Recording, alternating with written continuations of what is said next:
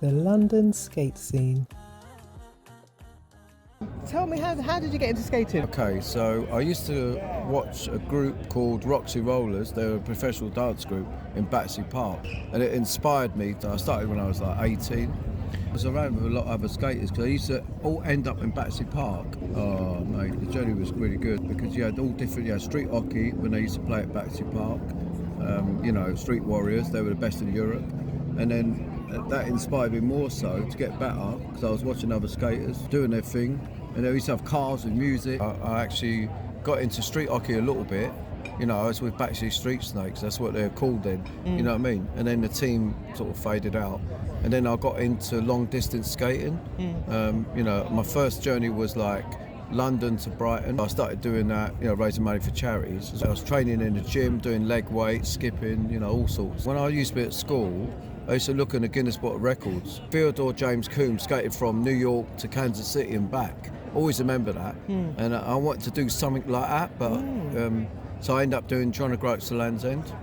Okay. For Save the Children Fund and ACYC. This happened in 1984. Right. How did you go about making that happen? Okay, so I went to my youth leader. He said, what a great idea. And he put all the shops that sponsored me, and Capital Radio, they donated ACYC, like David Dimbleby. He got involved as well, raised the money. Then I was on the journey then. The experience was amazing, especially Scotland. Just see mountains basically. And I was doing like 98 miles a day, 9 days, 10 hours, 25 minutes. Wow. So it was like a record-breaking time. No one's done it before, so that was amazing. So how did you get this authenticated? Did you have someone accompany you? Yeah. I had a good backup team. Reg Ben cooked for me, sort of looked after. When I was 19, obviously, Matthew was on the road with me, make sure I was safe. Crispin Green was like more of an artist. He drew all the pictures, and he was like in the background looking out for me. Right. There was quite a few people stopped me. I heard it on the radio, Gloucester Radio, Scottish Television. They come out, interviewed me. There's loads. There was John Craven's news round. Yeah, it was amazing. So when I was coming down the M6, and not Spaghetti Junction, not meant to be on the M motorway, we end up in a bank holiday. I know it was a joke. Took the wrong route, and then I was skating along this road. It was massive, and I thought, what's this? A motorway? But yeah, the police Range Rover done a U-turn and escorted us off. It was mad. Right.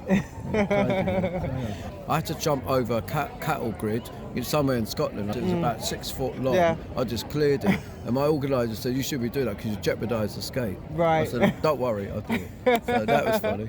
I've done all the miles. Did you do it again? No, I'm too. I'm mainly jam now. I love jam skating. Yeah.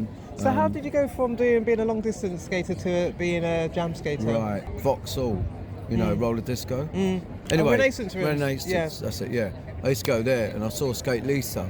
We got together, started doing routines, in the middle. Then I started getting into it more. You know what I mean? You're talking about early 2000s. I love it. I love dancing on the skates. I've noticed. I just love it, man. I used to do a drop down move. Obviously, I can't do it now because I get, my knees and that. Yeah, like a jazz move, drop down, come up. I used to do that. That was wicked. Everybody knew me from that Hyde Park. I love one leg spins.